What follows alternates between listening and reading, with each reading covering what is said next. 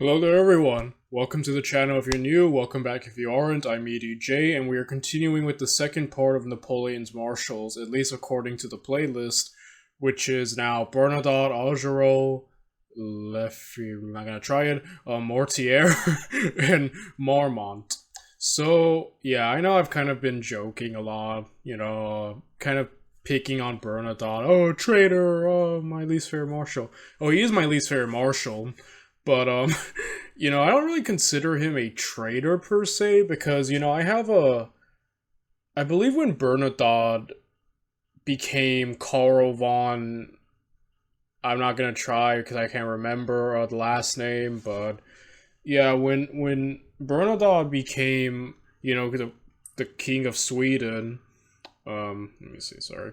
So, yeah, I think Napoleon asked him, hey, could you not declare war on me ever? And then Bernadotte's response was, I make no promises, I'm gonna do what's the best for my people. And quite frankly, I respect that. I'm like, Bernadotte was straight up, I'm not gonna pretend, Napoleon, one of these days I might have to fight you.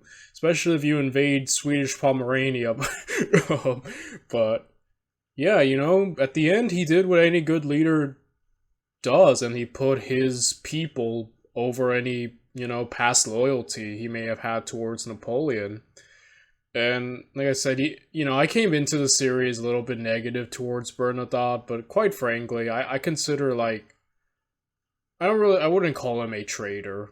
Like, at the end, he's really not that bad. I might joke and say, Bernadotte, useless, he sucks, probably earning the ire of people who don't feel like that. But,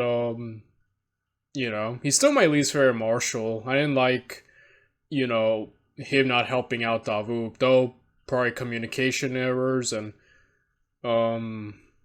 yeah, overall. But either way, he is not a traitor. I don't consider him. I consider him, at that point, he was more of an equal to Napoleon, in a sense of being in charge of a nation, At least in that regard. And yeah, and his bloodline is still around, huh? Like 200 years later, or over 200 years, so yeah, good on Bernadotte. In a weird way, he kind of won. like, I think more so than any other marshal, he literally became, he did pretty good for himself. He probably had one of the happier endings of the Napoleonic era, so good job, Bernadotte. So, I don't really have much else to add. I'm not going to go through all of them, but that was kind of my stance on Bernadotte. Because this might be the last video I ever speak of him, unless we watch another Napoleon series from some other history YouTuber, but I don't know. I don't know what else could rival this series. But, yeah, that's about it, guys. So, if you want to watch this video without me talking or commenting, the link to this video will be down in the description down below. And without any further ado, let's just get right into it. Let's watch Napoleon's Marshals, Bernadotte,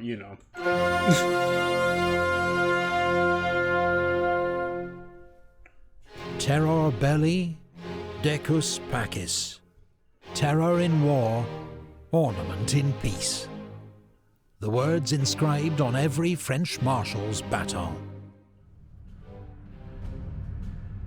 In France, the title of Marshal or Maréchal goes back at least to the 13th century. It represents the highest possible position of military authority. Authority symbolized by a marshal's baton. Sorry, skipping, we kind of already covered that and seemed that there was going to be an ad, so yeah, we already saw that intro in the last one, so I might just skip them from now on. So Bernadotte, let's see what else Bernadotte accomplished. 18. Marshal Bernadotte. I can only say that Bernadotte let me down. Wait, I can only say that Bernadotte let me down. I can accuse him of ingratitude, but none of treason. True? Yeah, can't call him a traitor, quite frankly. Bernadotte enlisted in the French Royal Army aged 17 and proved a model soldier, rising to become the senior non-commissioned officer in his regiment in just 10 years. The French Revolution and active service opened the door to rapid promotion. He was made an officer, and thanks to exemplary leadership and courage, rose in rank from captain to general of division in a single year.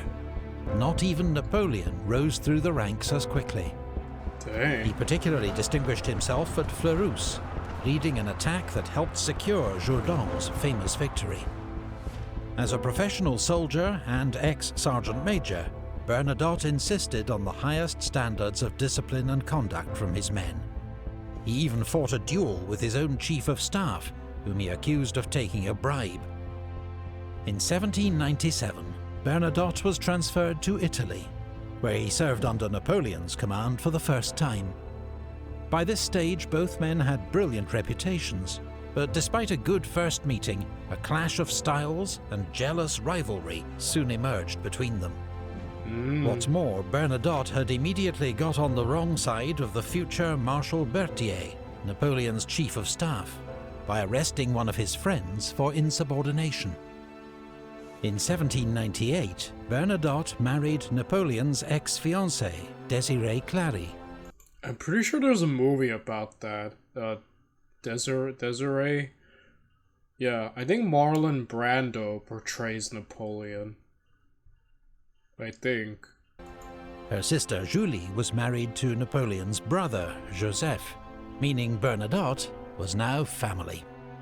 But when Napoleon asked Bernadotte to support his coup of 18 Brumaire, he refused, though he did not actively oppose it.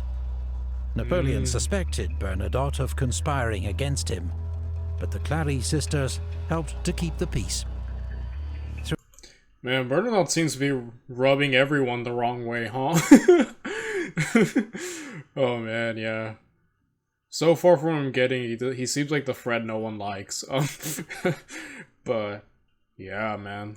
Throughout this period, Bernadotte held key posts as Minister of War in 1799, Commander of the Army of the West in 1800, and Governor of Hanover in 1804, proving highly effective in each role.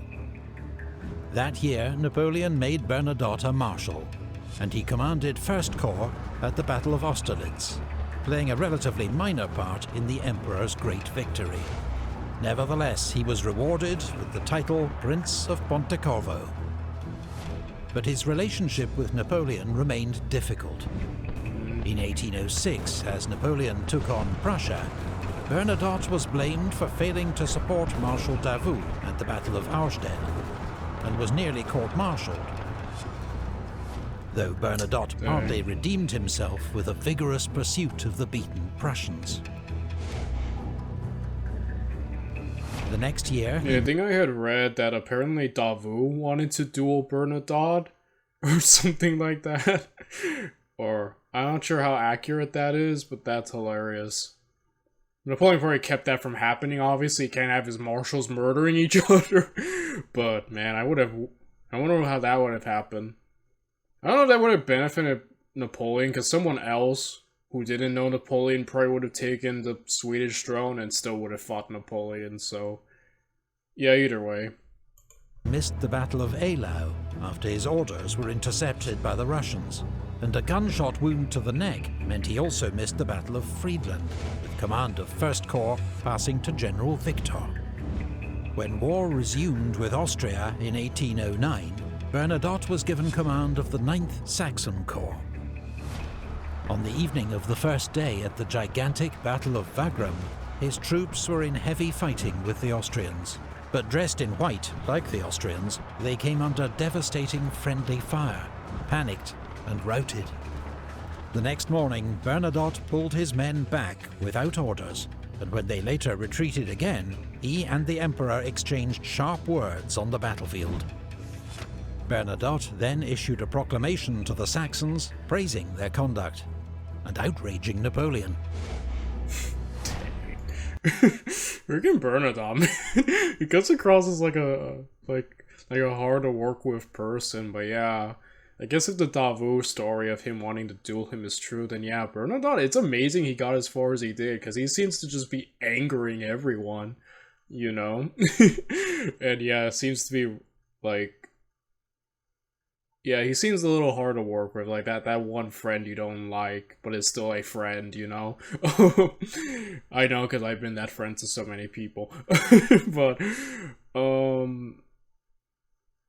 yeah, I can kind of see how, at the end, even when he became Swedish king, how easily that could have turned, how easily him and Napoleon fell off.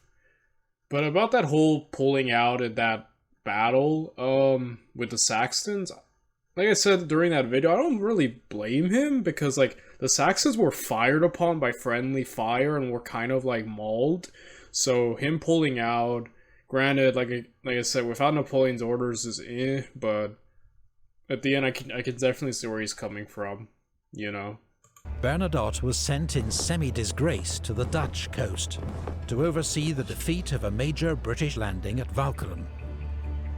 But another triumphant proclamation, effectively publicizing the strength of his forces, further infuriated Napoleon. In an unlikely twist of fate in 1810, Swedish politicians invited Bernadotte to become Crown Prince of Sweden. Just like the current king was old and childless, and Bernadotte was a proven general and administrator, member of the French imperial family, and well regarded by Swedish army officers, who remembered his fair treatment of Swedish prisoners 3 years earlier in Pomerania. Napoleon was at first bemused, remarking that he could think of other marshals who were better qualified, but he did give his assent. Oh, I was just thinking that too.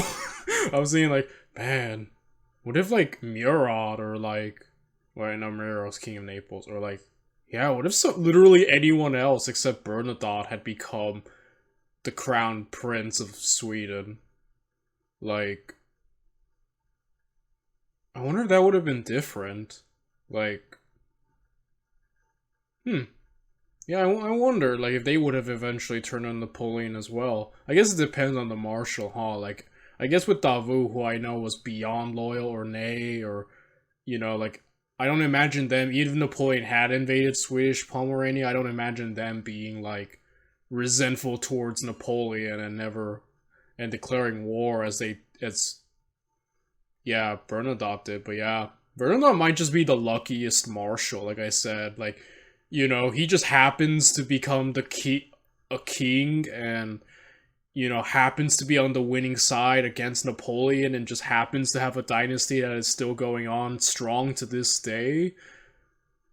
Is there any more marshal luckier than Bernadotte? Like, he seemed like he had the happiest ending, you know? Then again, we haven't seen all the marshals' endings yet, so maybe someone might beat him, but yeah, that's gonna be hard to beat, you know? Yeah, Bernadotte doesn't seem that likable. Like, I'm still trying to be beyond objective right now. But yeah, I don't really like Bernadotte. I don't think I would like him. If I also knew him, I'd probably be angry at him too. Yeah, I just don't like the dude. I don't know what is it about him. Why don't I like Bernadotte? I'm still trying to be objective, you know, instead of like, Bernadotte, you know. Because I'm not sure if at this point when this video comes up, I'm not sure if I've received any comments about Bernadotte defending him or whatnot. So yeah. Even when Bernadotte made it clear that as Crown Prince, he would pursue Swedish interests. He was true to his word. 3 years later, with Napoleon on the ropes after his disastrous invasion of Russia, Crown Prince Bernadotte brought Sweden into the Sixth Coalition and declared war on France. With his insider knowledge, he helped the Allies to devise the Trachenberg Plan, a strategy for defeating Napoleon in Germany by avoiding battle with Napoleon himself and targeting only his marshals. In September, Bernadotte defeated former comrades Marshals Oudinot and Ney at Dennewitz. 5 weeks later, he played a major role in the great Allied victory at Leipzig. Bernadotte's legacy would prove the most lasting of any of Napoleon's marshals. The royal house of Bernadotte sits on the Swedish throne to this day. Dang, man. Bernadotte was labelled a traitor by Napoleon's supporters, though not by Napoleon himself. He was unquestionably a gifted soldier and administrator. But his personality clash and long-running feud with the Emperor meant he was never a great marshal. Yeah. This game, you're not. Yeah, probably arguably a better king than a marshal at least, and a better soldier too. I just guess, oddly enough, being a marshal is probably not the highlight of his life as you think, huh? 17. Oh, poor Oero. Marshal Oero. His courage, his outstanding virtues elevated him far above the crowd, but honors, titles, and money plunged him back into it.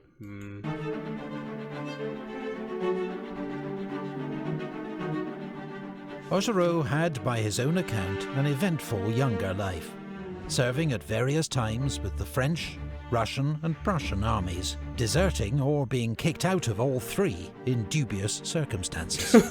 He briefly earned a living in Dresden as a fencing master, with a feared reputation as a duelist. He embraced the French Revolution and joined a volunteer cavalry regiment known as the German Legion, before holding various staff and training roles where his experience in the regular Prussian army proved valuable. Promoted to general, Oero served in the Eastern Pyrenees, where his flair for tactics and bold, decisive action helped win a series of victories over the Spanish. Later serving in Italy under Napoleon, Oero proved a highly effective divisional commander. The future emperor's reports were glowing. Strong character, firmness, energy, has the habit of war, liked by his men, and lucky. In 1796, Oero played a leading role in Napoleon's victories over the Austrians at Castiglione and Arcole. In fact, the painting of Ogero's heroism at Arcole Bridge long predates the more famous version by Vernet, in which Napoleon takes centre stage, and is an even greater work of fiction. Ogero's standing among fellow generals, however, was damaged by an enthusiasm for looting to rival General Brune, while others were irritated by his loud and boastful manner. Oero was known to be a reliable Republican, and in 1797 Napoleon sent him to Paris to be the military muscle for the coup of 18 Fructidor. This was an army-backed purge of pro-royalist politicians threatening to restore the French monarchy. A brief spell in charge of the Army of the Rhine demonstrated that Oero was not suited for high command, as his unruly entourage and obsession with plunder caused chaos at headquarters. As a Republican, Oero initially opposed Napoleon's seizure of political power, but soon sensed which way the wind was blowing and pledged support. Created a marshal in 1804, status, wealth and declining health served to mellow Ogero's behaviour. He commanded 7th Corps in the 1805 campaign, but was held in reserve and missed the great battles of Ulm and Austerlitz. The following year, he was in the thick of the fighting at Jena, leading 7th Corps against the Prussian southern flank. At Eylau in 1807, Oero was so... Yeah, I like learning more about Oero because, like I said, all I've known about him is that what happened in Eylau, which I think sucks. Probably one of the worst lucks for a marshal I've seen in the video, because he essentially got like lost in that blizzard and ended up stumbling in the middle of the fighting where everyone's shooting at each other. And yeah, just like, that's mainly what I know him for. So knowing about this like greediness and, you know, kind of attitude of, I guess, him, like he was a Republican but then turned to Napoleon. So I see that I don't want to be mean, say he didn't stick to his guns and what he believed in. Maybe he turned around, maybe that's it, but yeah, I definitely like learning more about him. You know, this is cool, like more character development. Because all these guys I only know for like one or two things that they did, so I feel like I'm starting to get to kind of know their character a bit. So ill he had to be strapped to his horse, but led 7th Corps into battle in terrible winter conditions. Ordered to advance, his corps lost its way in a blizzard, was mown down by Russian guns, charged and virtually destroyed. Oero himself was hit and crushed under his own horse. He returned to France to recover, but was never the same again. His energy and zeal were gone. During Napoleon's war in Spain, he was sent to replace Saint-Cyr as commander of the Army of Catalonia. He completed the grim 7-month siege of Girona, but was soon replaced by MacDonald for his lackluster performance.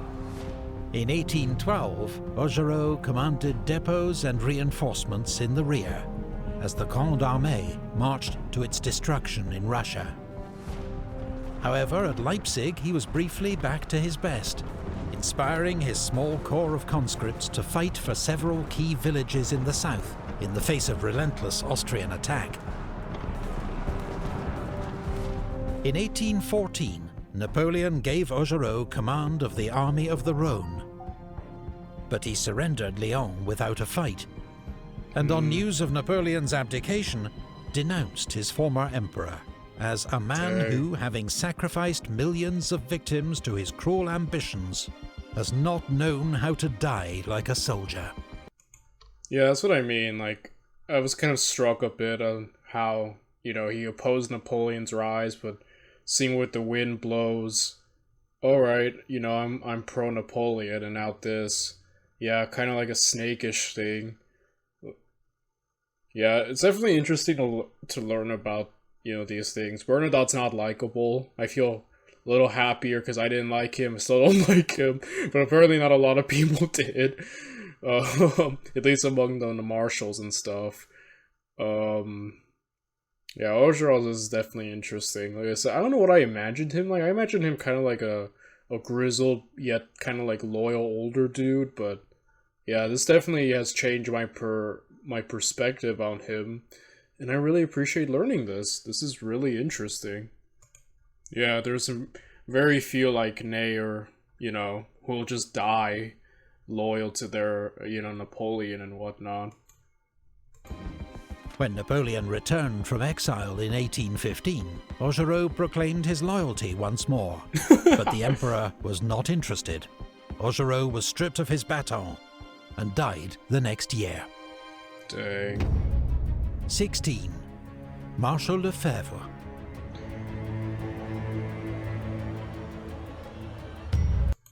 A truly brave man who does not concern himself with the maneuvers of his left and right, but thinks only of fighting well and is not afraid to die. François Lefebvre was a sergeant with 16 years' service in the elite Garde Française when the French Revolution broke out. When the Guard was disbanded, he became an officer in the Paris National Guard and received the first of many wounds protecting the royal family from an angry mob. Every inch the soldier, the Revolutionary Wars brought Lefebvre opportunity for active command and rapid promotion. In just 2 years, he rose from captain to general, establishing a reputation as a formidable divisional commander, a good tactician, brave, energetic, and attentive to the needs of his men. His chief of staff, the future Marshal Soult, acknowledged that he learned much from Lefebvre's example. In 1799, Lefebvre commanded the Paris military district. Not much impressed by politicians, when Napoleon asked him to support a coup, he was all for it, declaring, "Yes, let's throw the lawyers into the river." In 1804, Napoleon made Lefebvre an honorary marshal. Honorary because Napoleon assumed Lefebvre would prefer a quiet life in the Senate after a decade's active service with the scars to prove it.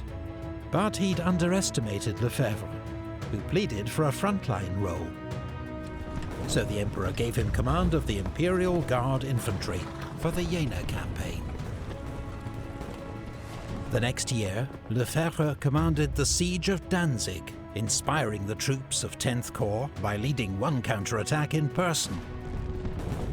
After the successful conclusion of the siege, Napoleon awarded Lefebvre the title Duke of Danzig. Lefebvre's record as a corps commander was mixed. In Spain, he exasperated Napoleon by twice ignoring orders. But in 1809, when Archduke Charles of Austria launched a sudden attack on Bavaria, Lefebvre's Bavarian 7th Corps was crucial in slowing the enemy advance, until Napoleon arrived to take charge. He was then given the difficult task of suppressing a popular revolt in the Tyrol, led by Andreas Hofer, which he achieved despite some early setbacks. For the invasion of Russia, Lefebvre commanded the infantry of the Old Guard. During the retreat from Moscow, the 57-year-old Marshal insisted on marching on foot at the head of the guard all the way.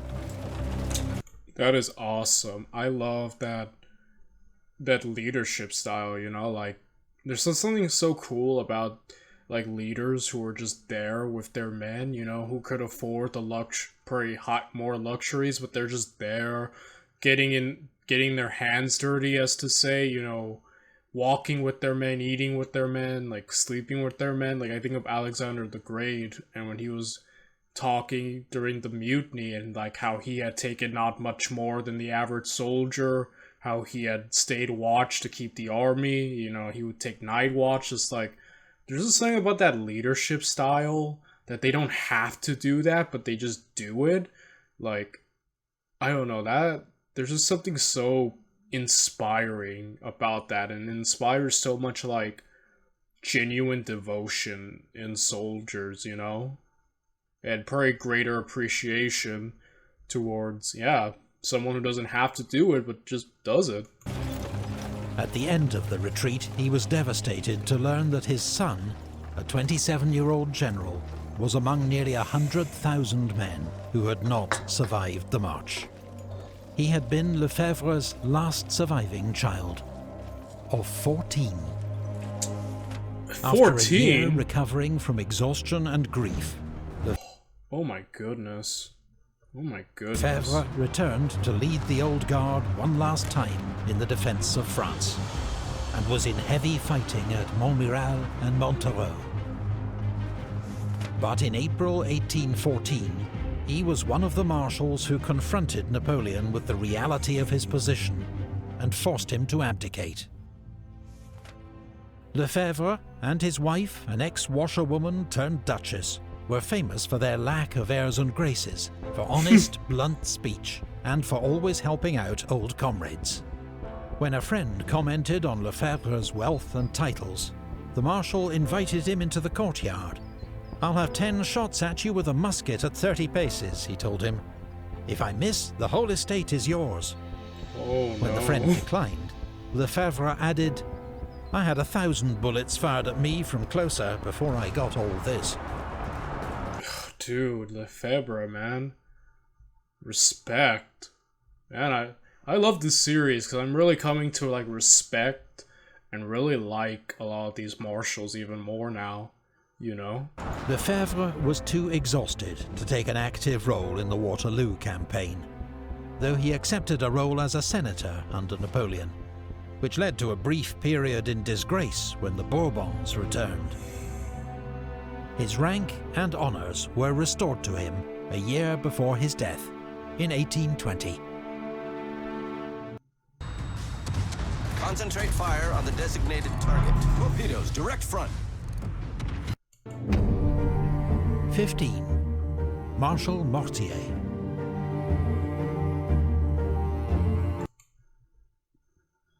The 3 best of my generals were Davout, yep, Soult, Bessières. Mortier was the most feeble. Edouard Mortier was from a prosperous middle-class background in northern France. When the French Revolution began in 1789, he volunteered for the National Guard, a new middle-class militia charged with preserving order and defending against counter-revolution. When war broke out with France's neighbours, Mortier's unit was sent to the front. Standing 6'4", Mortier was conspicuous for his height and bravery. being wounded twice and winning praise from his commander, the future Marshal Lefebvre. In 1799, Mortier fought under General Massena's command at the Second Battle of Zurich, helping to defeat the Russians and winning promotion to the rank of General of Division. Mortier then spent 3 years commanding the Paris military district. His efficiency impressed the new First Consul, Napoleon Bonaparte, who chose him for an important mission in 1803, the occupation of Hanover, a German state belonging to the Hanoverian kings of Britain, with whom France was, once more, at war. Mortier carried out this assignment with tact and diplomacy, ensuring the occupation was unopposed. This delighted Napoleon, who rewarded him a year later with the rank of Marshal. Following Napoleon's victory over the Austrians at Ulm in 1805, Mortier and his new 8th Corps led the pursuit of the retreating Russians, but became encircled by a much larger force at Durenstein. Mortier fought his way out of the trap with a nighttime bayonet charge, a remarkable escape, but his corps suffered heavy losses. Mortier and 8th Corps were in a supporting role for the Jena campaign of 1806. But the next year at Friedland, his corps played an important role holding Napoleon's left wing, as the Emperor inflicted a devastating defeat on the Russians. Mortier was well liked by all, and almost uniquely did not engage in feuds and rivalries with the other marshals. Dang. Who'd know? Alright, that's cool, man. He just seems like the popular one.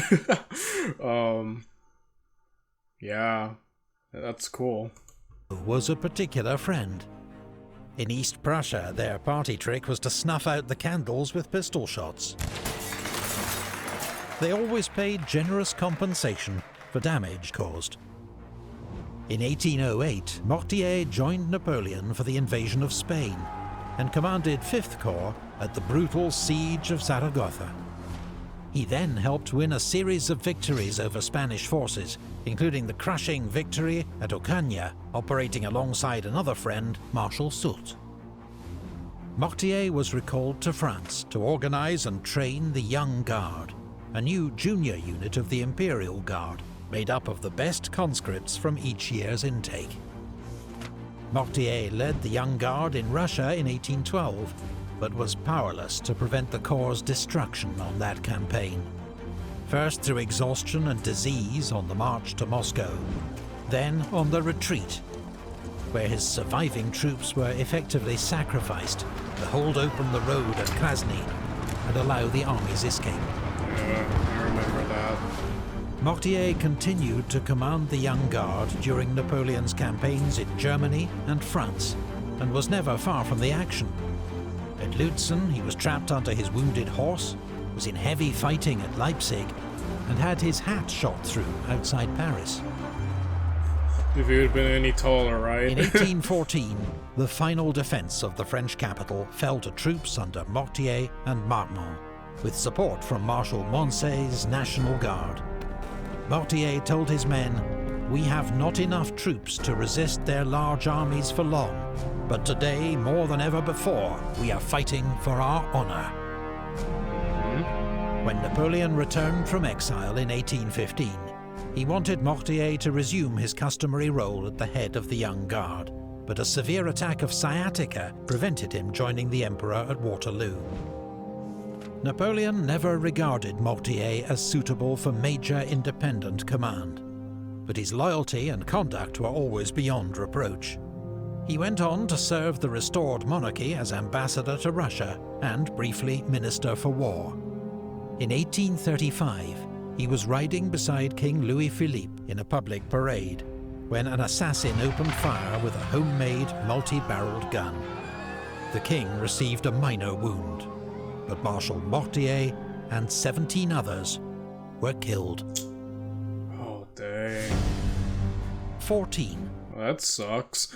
That's an awful way to go after all you went through. Marshal Marmont. I was betrayed by Marmont, who I could call my son, my child, my creation. vanity was his undoing. Yeah, Marmont. From the series, mainly, I just remember him really getting owned by the Duke of Wellington and just decimated. Like, you know, obviously none of these guys are amateurs, but just the Duke of Wellington made them look like amateurs, like they never commanded before. Like, I think that's just a testament to the Duke of Wellington's skill, but... Yeah, and then Marmont giving, like, what was one of the first marshals to just give up, surrender his army. They're... Not gonna lie, I kind of only remember him for taking a lot of L's, you know, from among the marshals, but... You know, I'm hoping that my opinion can change as we see more of him as of right now. I mean, he's above a lot of other dudes, so yeah. Marmont, like Napoleon, was a trained artillery officer and met the future emperor for the first time at the Siege of Toulon, where Napoleon made his name. They formed a friendship, and when Napoleon was given command of the French army in Italy, he took Major Marmont with him as an aide-de-camp. Marmont distinguished himself at several of Napoleon's early victories in Italy, and was commanding his own artillery regiment by the age of 23. As part of Napoleon's inner circle, Marmont accompanied him on his expedition to Egypt in 1798, fighting in the battles of Alexandria and the Pyramids. Naturally, he backed Napoleon's coup of 18 Brumaire, as Napoleon overthrew the Directory and made himself first consul of France. 6 months later, Napoleon led an army over the Alps into Italy. It was his artillery commander, General Marmont, who figured out how to get the cannon through the mountain passes using man-hauled sledges. At the ensuing Battle of Marengo, Marmont's skilled handling of the artillery helped Napoleon to win a decisive victory over the Second Coalition. 2 years later, Marmont was made Inspector General of Artillery, working with Napoleon to implement reforms that improved firepower, mobility and supply. Marmont was bitterly disappointed not to be among the first marshals created in 1804, but he was still only 29, and Napoleon assured him that time was on his side. He was further frustrated in 1805, when his corps was sent to guard the army's strategic southern flank, and so missed the great victory at Austerlitz. The spoils of that war included Dalmatia, which Marmont was sent to govern in 1806. Though he lived in extravagant luxury, his reforms and infrastructure projects were so effective that even the Emperor of Austria later admitted, "It's a great pity that Marmont was not in Dalmatia 2 or 3 years longer." When war broke out with Austria again in 1809, Marmont marched north with 11th Corps to join Napoleon near Vienna. But at the Great Battle of Wagram, his troops remained in reserve, while the other corps were engaged in ferocious fighting. At last, an opportunity to prove himself came, as Napoleon ordered him to pursue the retreating Austrians. But reckless overenthusiasm nearly led to disaster at Znaim. A week later, Napoleon created 3 new marshals: MacDonald, Oudinot and Marmont. MacDonald for France, it was said, Oudinot for the army, Marmont for friendship. Napoleon then rather undermined the moment by telling Marmont, "Between ourselves, you've not yet done enough to justify my choice." Dang. Ouch, man. Yeah, already for the army for France sound really good. Just for friendship just kind of comes across like, I guess, nepotism, which I'm not sure I would be happy hearing if I were promoted to such a great place. Like, oh, I only got here because of friendship. Like, I don't know. Also, yeah, that was a bit harsh to just say upright.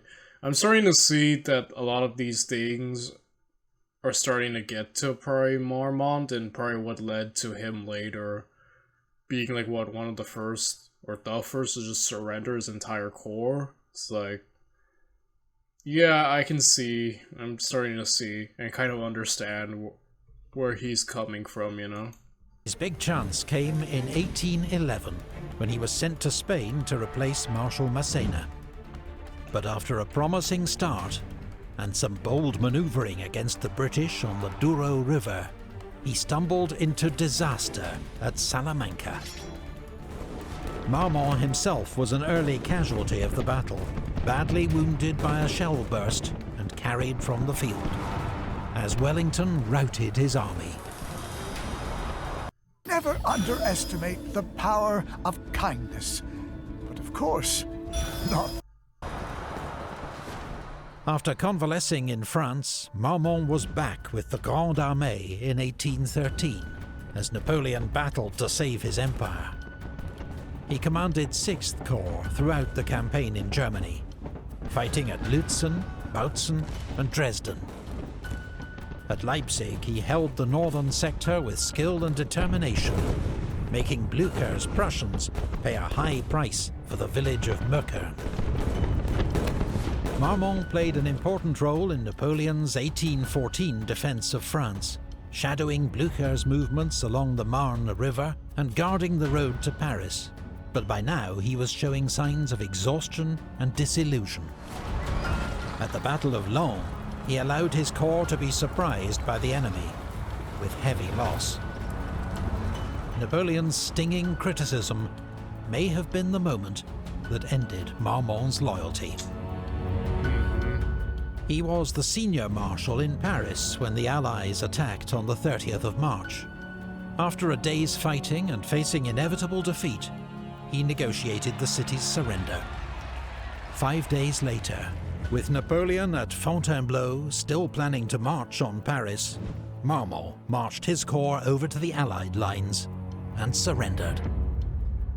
Napoleon was shocked. Yeah, quite frankly, kind of just, you could see it building, the issue and tension between him and Napoleon, the growing disillusionment, his, you know, his defeat, him not being there in key moments. Yeah, like, you know, the sucks, definitely, but like, I definitely get where it's coming from, and in some part of me kind of does feel for Marmont, you know. At this betrayal by one of his oldest comrades. He'd already been persuaded that he must try to abdicate in favour of his 3-year-old son. Now he accepted that he must abdicate without conditions.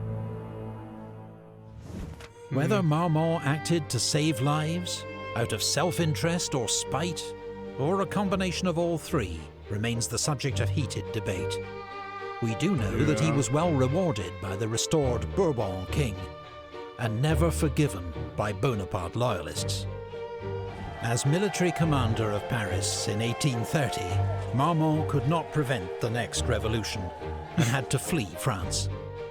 He spent the rest of his life in exile, becoming tutor while he was in Vienna to Napoleon's son, the Duke of Reichstadt. He was the last of Napoleon's marshals to die, in Venice in 1852. Wow. Bernadotte, Oero, Lefebvre, Mortier, Marmont. 13 down, 13 to go. Join us for part 3, when we'll continue the countdown, coming soon. So I really liked learning about that. I feel like I'm definitely understanding, you know, and even the marshals I don't like, or who I saw as taking a lot of L's, such as Bernadotte and Marmont, I definitely like getting a deeper look, you know, into their careers, and definitely just kind of like understanding how they are and what kind of led to a lot of what happened with them in Napoleon. I don't know, I just really liked this video, really liked it, and, you know, I really like learning about these guys and the little facts and, you know, trivia about them, and I guess getting closer to just knowing them as people. So overall, another great, you know, thing. And yeah, next time we'll be looking at, you know, Saint-Cyr, I think is how it's pronounced, Odenot, Victor, and Murat. So I'll see you guys then. Bye, everyone.